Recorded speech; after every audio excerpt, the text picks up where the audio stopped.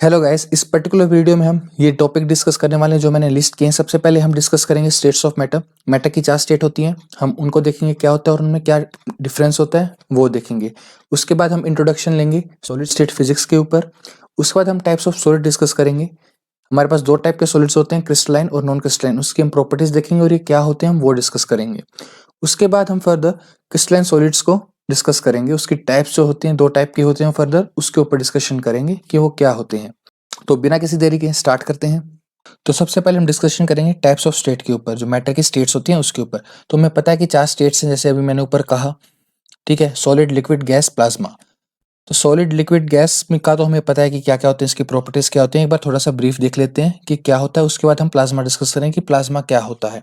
तो सबसे जो बेसिक डिफरेंस है इस सब में वो आता है एनर्जी की वजह से। सॉलिड में सबसे कम एनर्जी होती है, इसी वजह से वो सबसे ज्यादा स्टेबल होता है, ठीक है। लिक्विड में उससे ज्यादा एनर्जी होती है, फिर गैस के पास एनर्जी होती है, फिर उसके बाद प्लाज्मा के पास एनर्जी होती है, ठीक है। तो हमारी जो एनर्जी है वो इंक्रीज होती है इन स्टेट वाइज, तब भी हम नीचे जाएंगे।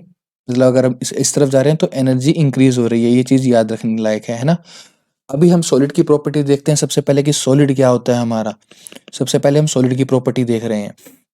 तो सॉलिड यार हमारा एक डेफिनेट शेप का होता है ना। उसकी शेप चेंज नहीं होती है अनलेस अनटिल हम उसके ऊपर कोई फोर्स अप्लाई ना करें। उसकी एक डेफिनेट वॉल्यूम होती है, मतलब उसकी वॉल्यूम चेंज नहीं होती है। जो सबसे मेन पॉइंट है जो इन दोनों चीज को फुलफिल होती है जिस वजह से, वो है जो इनके एटम्स के बीच में बॉन्ड है वो स्ट्रांग होता है ना। तो ये स्ट्रांगली बाउंडेड होते हैं इसमें एटम्स।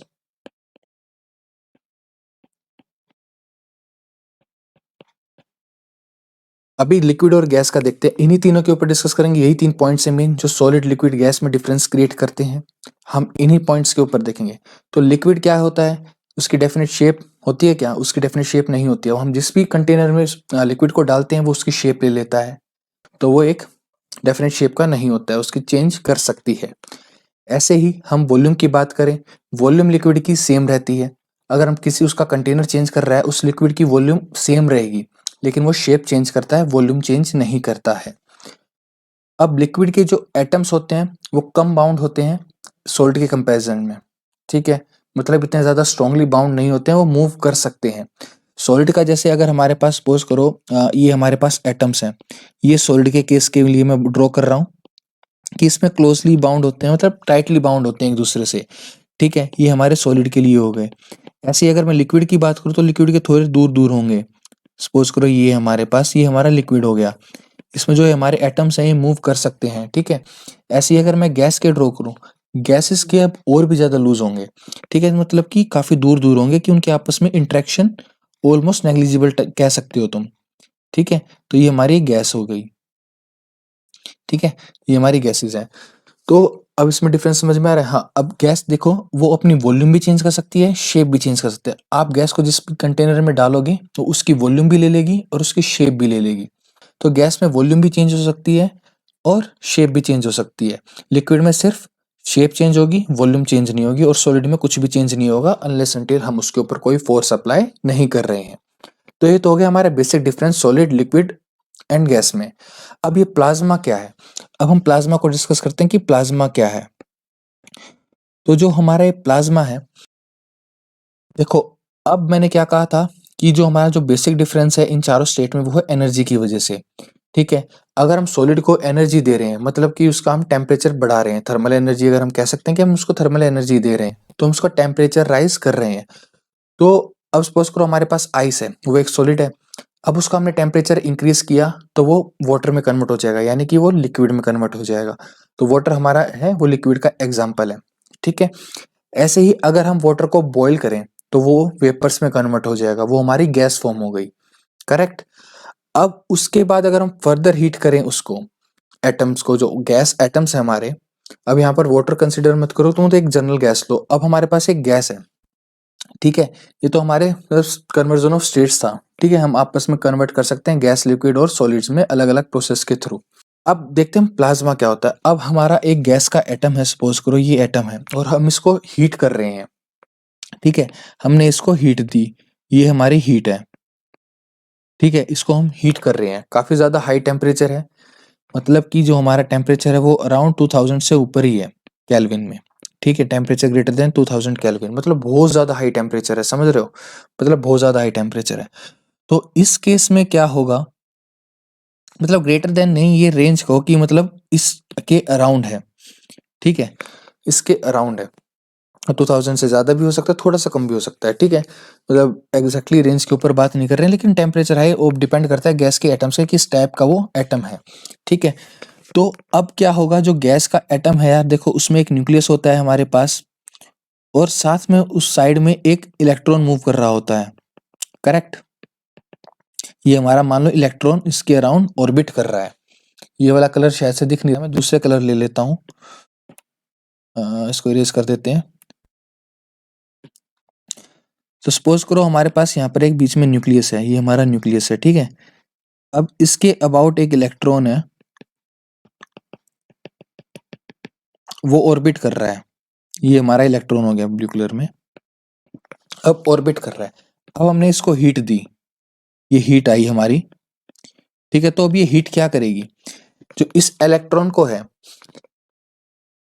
एमिट कर देगी, ठीक है। तो हमारा जो यहाँ पर खाली न्यूक्लियस अलग से बच जाएगा, यानी कि पॉजिटिव चार्ज, और इलेक्ट्रॉन बाहर चला जाएगा हमारा, ठीक है। अब इन दोनों के बीच में कोई इंटरेक्शन नहीं है, करेक्ट। तो अब इस केस में क्या हो रहा है, हमारा जो पॉजिटिव है और नेगेटिव आयंस है वो उसमें स्प्लिट हो गया, मतलब कि हमारी जो गैस है वो आयनाइज्ड हो गई, हम ये कह सकते हैं, ठीक है। अब इसी को हम प्लाज्मा कहते हैं, जो गैस की जो एनाइज हो जाती है उसको हम प्लाज्मा कहते हैं। अब प्लाज्मा और गैस में फर्क क्या है, अभी देखो हमारा ये भी इलेक्ट्रिकल न्यूट्रल है, क्योंकि यहाँ पर पॉजिटिव चार्ज है, यहाँ पर नेगेटिव चार्ज है, तो प्लाज्मा भी हमारा इलेक्ट्रिकली न्यूट्रल ही है, ठीक है। लेकिन डिफरेंस क्या है, गैस भी हमारी इलेक्ट्रिकली न्यूट्रल थी और ये भी इलेक्ट्रिकल न्यूट्रल है, तो डिफरेंस क्या है दोनों में। तो देखो डिफरेंस ये है, सपोज करो हमारे पास ये एक कंटेनर है और इसके अंदर हमारे प्लाज्मा है, ठीक है, मतलब पॉजिटिव और नेगेटिव आयंस दोनों हैं, ठीक है। जो ब्रेक डाउन हुए आयंस में वो है ये। अभी लेकिन जो इसके अंदर जो चार्ज है नेगेटिव और पॉजिटिव वो सेम है, तो ये न्यूट्रल है, जैसे कि मैंने अभी कहा कि इलेक्ट्रिकली न्यूट्रल है। लेकिन तब भी इसके अंदर करंट आएगा, सपोज करो यहाँ से हम करंट दे रहे हैं इसको, ठीक है, और इस प्लाज्मा के थ्रू ये जा रहा है, मतलब सपोज करो फिलहाल, ठीक है, इस कंटेनर में है और हमने कनेक्शन दे दिया ऐसे, तो इसमें से करंट फ्लो करेगा, ये हमारा एज अ कंडक्टर करेगा, क्योंकि इसके अंदर फ्री इलेक्ट्रॉन है, जैसे मैंने कहा कि यहाँ पर ये फ्री इलेक्ट्रॉन है हमारा, है ना, क्योंकि हमने इसको हीट दिया तो उसकी वजह से ये फ्री इलेक्ट्रॉन में कन्वर्ट हो गया, और एक हमारा पॉजिटिव आयन है। तो इस फ्री इलेक्ट्रॉन की वजह से हमारा जो प्लाज्मा है वो इलेक्ट्रिकली कंडक्टिव है, ठीक है। लेकिन जो हमारी गैस है वो इलेक्ट्रिकली कंडक्टिव नहीं होती है, वो इंसुलेटर होती है। अब आपने सुना है कि गैस में मतलब एयर में हमें करंट लग गया हो, नहीं ना, क्योंकि जो हमारी गैसेस हैं वो सारे की सारी इंसुलेटर की तरह एक्ट करती हैं। तो ये चीज हो गया डिफरेंस प्लाज्मा और गैसेस में, ठीक है। तो इतना था प्लाज्मा के लिए, आई थिंक इतना सफिशिएंट है। वैसे इतने की भी जरूरत नहीं थी, ये टॉपिक मतलब मैंने ऐसे ही कराया है, जस्ट आपको पता होना चाहिए कि स्टेट क्या क्या है हमारी, मतलब एटलीस्ट हमें स्टेट्स का तो पता हो ना कि क्या क्या स्टेट्स होती हैं मैटर की। तो ये तो था हमारा डिस्कशन स्टेट्स ऑफ मैटर के ऊपर। अब आते हैं सॉलिड स्टेट फिजिक्स के ऊपर। सॉलिड स्टेट फिजिक्स क्या है, हमारी 4 स्टेट्स थी, उसमें थी एक सॉलिड, तो हम इस पर्टिकुलर कोर्स में सिर्फ सॉलिड के ऊपर पढ़ने वाले हैं, ठीक है। तो हम सॉलिड की जो फिजिकल प्रॉपर्टीज जो हम स्टडी करते हैं उसी को हम बोलते हैं सॉलिड स्टेट फिजिक्स, ठीक है। तो अभी हम स्टार्ट करते हैं अपना सॉलिड स्टेट फिजिक्स का कोर्स, यहाँ से स्टार्ट होता है। ये ऊपर जस्ट इंट्रोडक्शन था कि क्या है हमारी 4 स्टेट्स, ठीक है, उसके ऊपर छोटा सा डिस्कशन था। अभी मेन टॉपिक अब यहाँ से स्टार्ट होगा हमारा। तो सबसे पहले हम डिस्कस करेंगे क्लासिफिकेशन ऑफ सॉलिड्स, ठीक है। हमारे पास यार 2 टाइप के सॉलिड होते हैं, एक क्रिस्टलाइन होता है और एक नॉन क्रिस्टलाइन होता है, क्रिस्टलाइन और नॉन क्रिस्टलाइन। नॉन क्रिस्टलाइन को हम अमॉर्फस सॉलिड भी बोलते हैं, आपने सुना भी होगा, ये आई गेस 11th में था, 12th में था टॉपिक, मतलब जिसमें भी था, आई गेस 12th क्लास में था ये हमारा, है ना। तो इसको अमॉर्फस भी बोलते हैं।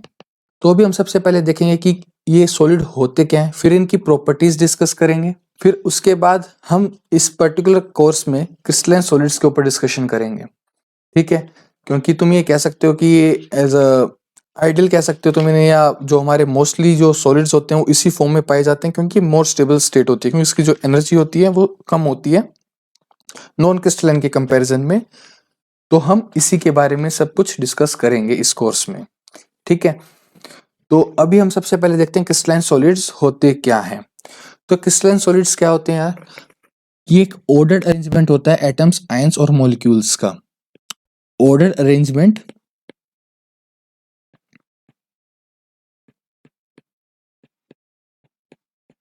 ऑफ आयंस, एटम्स और मॉलिक्यूल्स। अब ये ऑर्डर्ड अरेंजमेंट क्या है?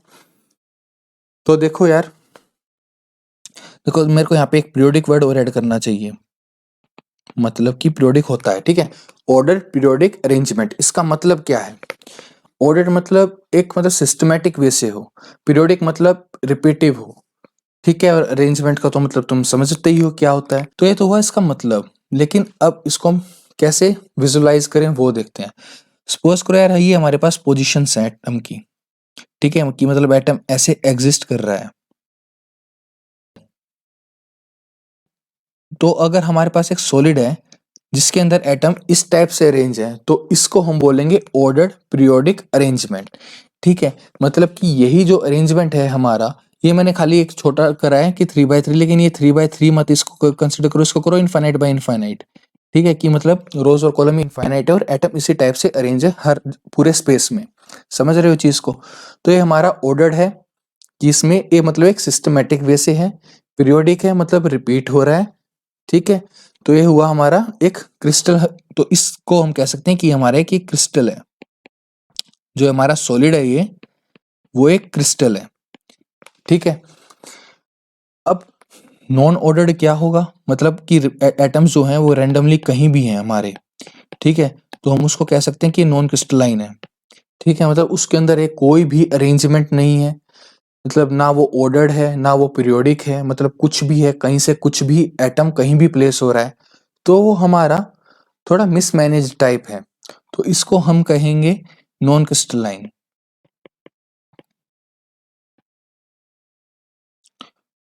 तो ये तो होगी इनकी डेफिनेशन, ये क्या है। तो हमारा क्रिस्टलाइन क्या हो गया? Order periodic arrangement of ions, atoms और मॉलिक्यूल्स, ठीक है। ऐसे नॉन क्रिस्टलाइन हमारा है डिसऑर्डर्ड वे में तब अरेंज हो। तो ये तो हमारा इसमें बेसिक डिफरेंस हो गया। अभी इनकी प्रॉपर्टीज डिस्कस करते हैं वन बाय वन, इनकी प्रॉपर्टीज क्या होती हैं, ठीक है। तो सबसे पहले हम डिस्कस करते हैं क्रिस्टलाइन की।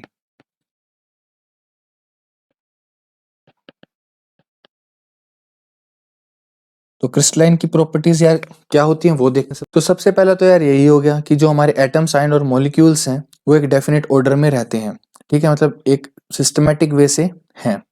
तो हम क्या कह सकते हैं फर्स्ट पॉइंट को, कि वो डेफिनेट ऑर्डर रखते हैं अपना, या हम कह सकते हैं वो रेगुलरिटी मेंटेन करते हैं, ये कह सकते हैं। उसके बाद सेकंड पॉइंट हम कह सकते हैं कि वो एक लॉन्ग रेंज ऑर्डर के हैं, ठीक है, वो एक लॉन्ग रेंज ऑर्डर रखते हैं।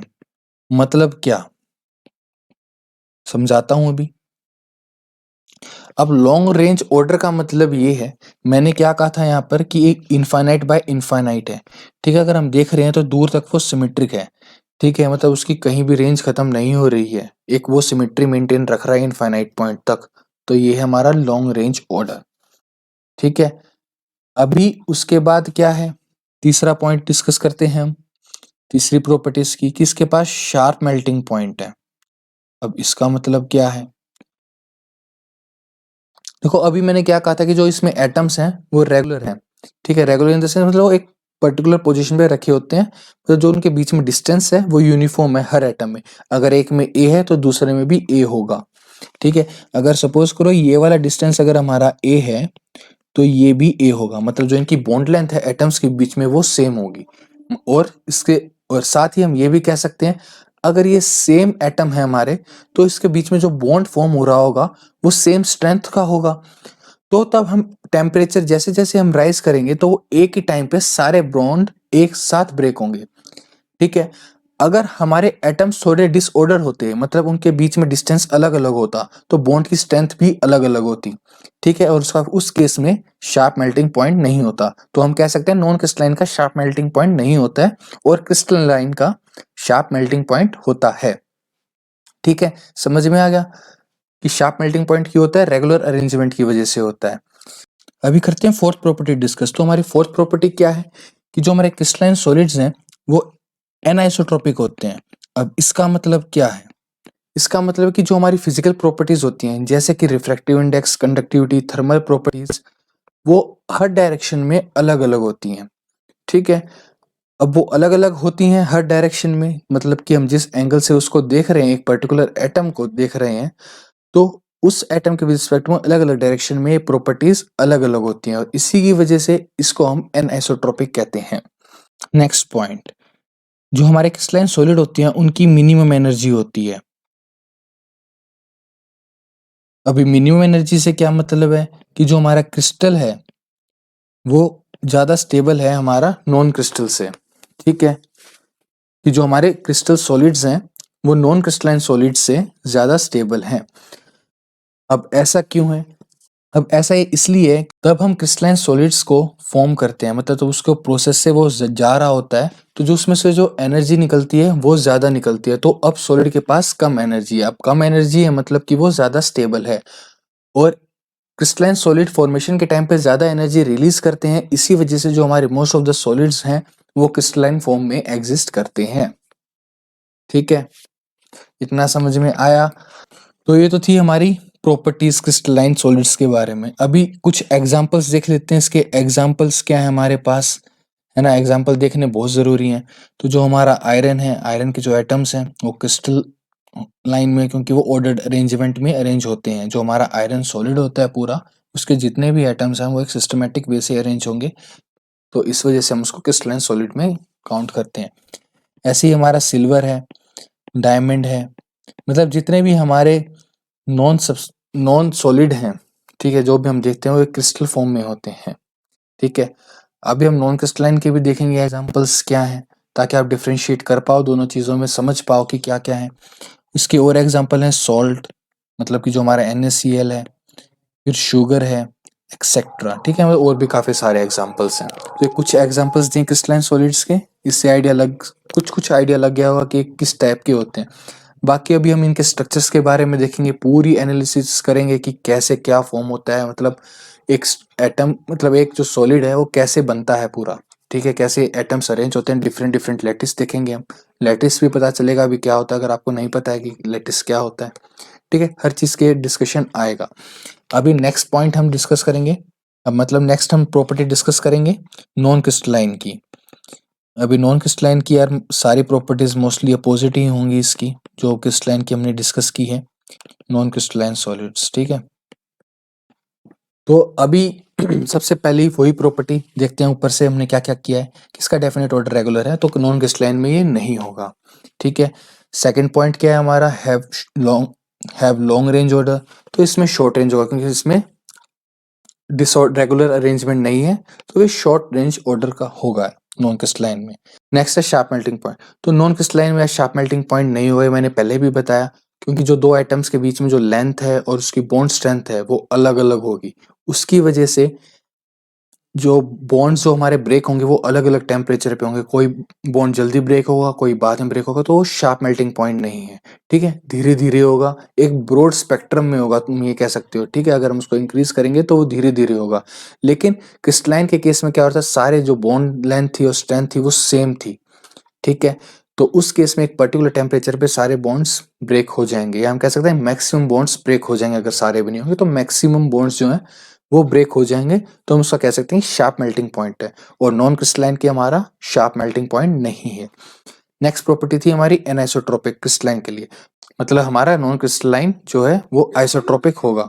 मतलब कि क्या, जो हमारी फिजिकल प्रॉपर्टीज हैं like refractive index, conductivity, thermal properties जो हैं वो सेम होंगी डिफरेंट डायरेक्शंस में। ठीक है, अपने इरेगुलर अरेंजमेंट की वजह से। अभी नेक्स्ट पॉइंट हमने डिस्कस किया था यहाँ पर मिनिमम एनर्जी क्रिस्टलाइन के लिए, तो नॉन क्रिस्टलाइन में क्रिस्टलाइन सॉलिड से ज्यादा एनर्जी होगी, ये भी मैं पॉइंट पहले डिस्कस कर चुका हूँ।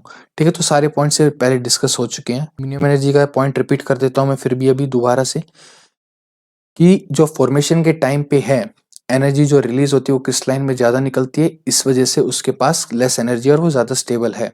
ठीक है, और नॉन क्रिस्टलाइन में कम निकलती है तो वो लेस स्टेबल है क्रिस्टलाइन सॉलिड के कंपैरिजन में।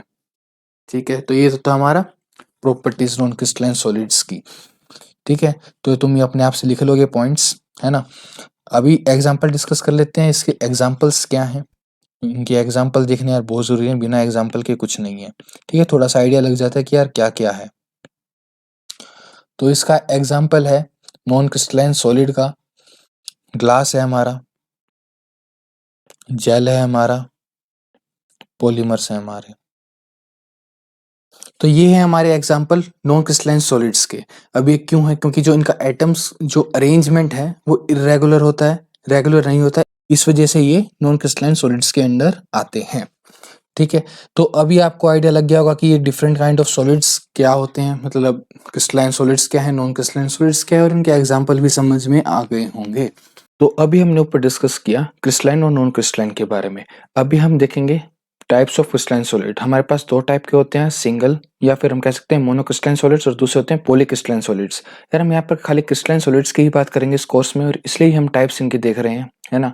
हम नॉन क्रिस्टलाइन को इतना डिस्कस नहीं करने वाले हैं इस कोर्स में, हम सिर्फ क्रिस्टलाइन को ही डिस्कस करने वाले हैं। तो यार फर्स्ट टाइप जो है हमारी मोनोक्रिस्टलाइन या फिर सिंगल क्रिस्टलाइन सॉलिड। अब जैसे इसका नाम ही सजेस्ट कर रहा है यार कि जो एक क्रिस्टल है इसका वो सिर्फ एक ही टाइप का होगा। अब देखो यार सबसे पहली चीज है कि क्रिस्टलाइन है तो यार देखो प्रियोडिसिटी होनी चाहिए, है ना। और अगर यहाँ पर मोनो और सिंगल यूज हो रहा है, वर्ड यूज हो रहा है, तो ये यहाँ पर रिप्रेजेंट कर रहा है कि जो पूरा हमारा जो सॉलिड फॉर्म होगा ना वो सिर्फ एक क्रिस्टल की वजह से फॉर्म होगा, ठीक है। तो इसका मतलब क्या है, इसका मतलब यार ये है कि हमारे पास जो लैटिस होगा वो एक ही टाइप का होगा, ठीक है। पूरे में जो प्रियोडिसिटी है और अरेंजमेंट से जो एटम्स का वो रेगुलर होगा और पीरियोडिक होगा हर पॉइंट पे, ठीक है। तो हम ये कह सकते हैं कि एक सॉलिड के अंदर एक ही टाइप से एटम्स अरेंज होंगे। जैसे कि इसमें इस पर्टिकुलर एग्जांपल में एक स्क्वायर लैटिस रिप्रेजेंट हो रहा है सॉलिड के अंदर, है ना। तो इस पूरे सॉलिड के अंदर एक स्क्वायर लैटिस ही होगा। या फिर अगर हम ड्रॉ करें इस टाइप से अरेंजमेंट, तो पूरे के पूरे सॉलिड में इसी टाइप का अरेंजमेंट होगा। इसको हम बोलते हैं ओब्लिक टाइप, ठीक है। ये हमारा ओब्लिक है ना। तो ऐसे यार डिफरेंट टाइप्स ऑफ लैटिस होते हैं, उसको हम जल्दी आके डिस्कस करने वाले हैं, ठीक है। अभी ओब्लिक क्यों है यार, क्योंकि थोड़ा देखो थोड़ा सा टिल्टेड है ना, तो इस वजह से इसको ओब्लिक कहते हैं। अभी हम आगे डिस्कस करेंगे टाइप्स ऑफ लैटिस, ठीक है, दो वीडियोस के बाद। तो उसमें क्या होगा यार, हम सबसे पहले देखेंगे लैटिस पैरामीटर्स क्या होते हैं।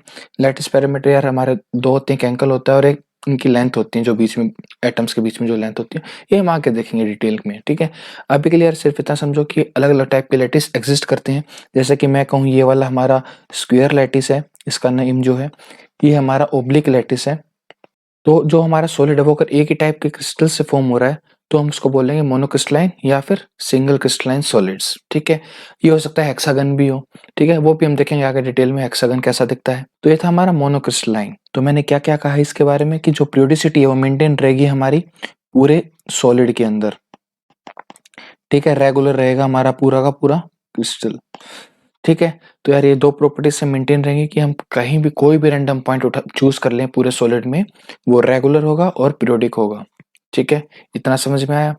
अभी चलते हैं यार सेकंड टाइप के ऊपर। सेकंड टाइप क्या है हमारा, पॉलीक्रिस्टलाइन सॉलिड, ठीक है। अब ये क्या होते हैं पॉलीक्रिस्टलाइन सॉलिड। तो यार पॉलीक्रिस्टलाइन सॉलिड यार मतलब देखो, अब पॉलिस वर्ड क्या सजेस्ट कर रहा है कि एक से ज्यादा। तो यार पॉलीक्रिस्टलाइन सॉलिड्स यार वो होते हैं जिसके जो एक से ज्यादा क्रिस्टल से फॉर्म हो। तो हमारे पास यार ऐसे टाइप का अरेंजमेंट है, सपोज करो ऐसे टाइप का, डिफरेंट साइज है इसका, डिफरेंट शेप है। तो ये हमारा एक पॉलीक्रिस्टलाइन है, क्योंकि देखो यार ये जो एक सिंगल है ये है हमारा सिंगल क्रिस्टलाइन, ठीक है। समझ में आया, ये हमारा एक सिंगल क्रिस्टलाइन, और तब हमने इनको एक साथ पैक कर दिया, ठीक है, उसको हम बोलेंगे पॉलीक्रिस्टलाइन। समझ में आया। और जो हमारा ये सिंगल क्रिस्टल है इसके अंदर या मोनो क्रिस्टल है इसके अंदर, उसको हम बोलते हैं ग्रेन, ठीक है। क्या बोलते हैं, ग्रेन, स्पेलिंग गलत लिख दी, GRAIN, इसको बोलते हैं हम ग्रेन। और जो बाउंड्रीज हैं इसको बोलते हैं हम ग्रेन बाउंड्री, ठीक है। तो यहाँ पर ग्रेन समझ में आया, ग्रेन्स क्या होते हैं, ग्रेन बाउंड्रीज भी समझ में आएगा क्या होते हैं। अब यार जो ये ग्रेन्स है इसके अंदर हो सकता है कि ओरिएंटेशन अलग अलग हो। सपोज करो यार हमारे पास ये स्क्वायर लैटिस से बने हुए हैं, ठीक है। ये थोड़ा मतलब जूम वाली पिक्चर है देखा जाए तो एक तरीके से, लेकिन इतना वो नहीं होगा, ठीक है। मतलब पास पास होंगे एटम्स, ये थोड़ा सा स्केल वो मतलब इतना, लेकिन मान लो कि इसके अंदर स्क्वायर लैटिस एग्जिस्ट कर रही है, ठीक है।